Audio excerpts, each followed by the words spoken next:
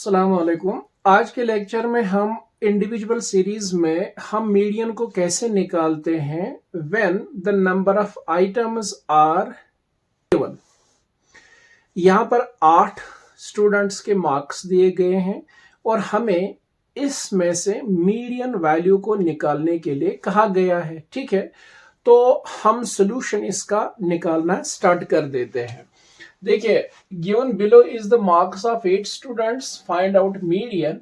तो ये 8 बच्चों के मार्क्स दिए गए हैं, हमें इसका मीडियन वैल्यू निकालना है।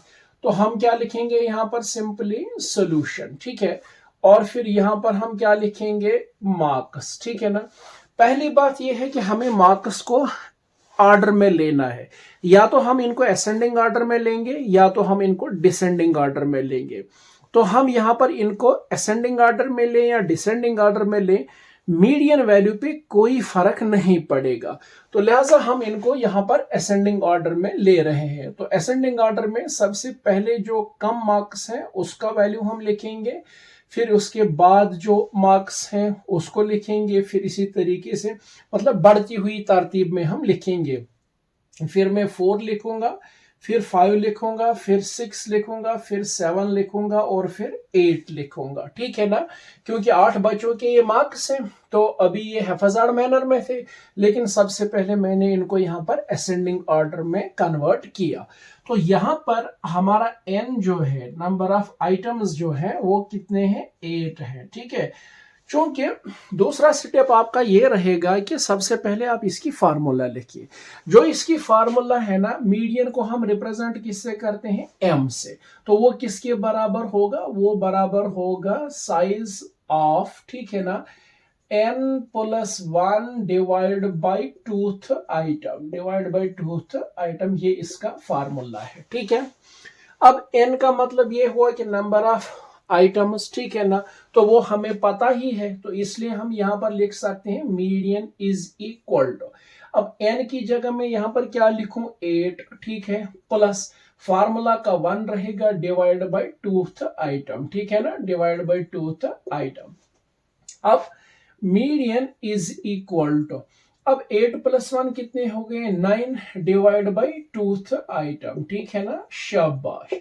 तो इसका मतलब ये हुआ median is equal to 2 1s are and 2 4s are 8 point and 2 5, यानी इसका मतलब ये हुआ 4.5 आइटम जो है, ठीक है ना, उस वही हमारा मीडियन है। यानी 4.5 हमें यहाँ m का वैल्यू निकला। तो अब अगर यहां पर सिर्फ 4 होता तो हम समझ लेते कि आइटम नंबर 4 जो है वो हमारा मीडियन है, लेकिन यहां पर 4.5 है। तो इस समय आप फिर कैसे इसका मीडियन निकालोगे? तो इसका मतलब ये हो गया कि मीडियन इज इक्वल टू, यहां पर आप लिखोगे साइज ऑफ 4th आइटम, ठीक है ना, size of 4th item plus size of 5th item plus size of 5th item, ठीक है ना, डिवाइड बाय 2। ठीक है ना, डिवाइड बाय 2। शाबाश।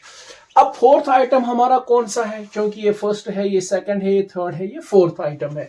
तो यहां पर मैं लिखूं simply median is equal to 4th item is what? It is simply 4। तो यहां पर मैं 4 लिखूं, फिर plus what is our 5th item? That is 5। तो यहां पर मैं 5 लिखूं, डिवाइड बाई क्या लिखूं? 2। ठीक है, तो इसका मतलब ये हुआ कि median is equal to 5 plus 4 कितने हो गए? 9 divide by 2। 2 1s are and 2 4s are, फिर यहाँ इशारिया और ये 5, मतलब 4.5 जो है वो हमारा आंसर है। The median of this series 4.5, ये हमारा आंसर है। This is simply how we can calculate median in an individual series when the number of items are even। ठीक है ना, इसमें 2 है। पिछला वाला क्वेश्चन हमने किया था ऑड पे और आज का क्वेश्चन हमने किस पे किया? इवन पे। ठीक है, अब एक और चीज आप लोगों को यहां पर समझाऊं, अगर ये 4.6 यहां पर होता या ये 4.7 होता, ठीक है, तो क्या हम लेते 4th point plus 6th point? नहीं, ऐसा नहीं। आपको यहां पर ये जो इशारिया के लेफ्ट हैंड साइड में वैल्यू है ना, इस पे सबसे ज्यादा एम्फेसाइज करना होगा, इस पे आपको सबसे ज्यादा थ्रस्ट करना होगा।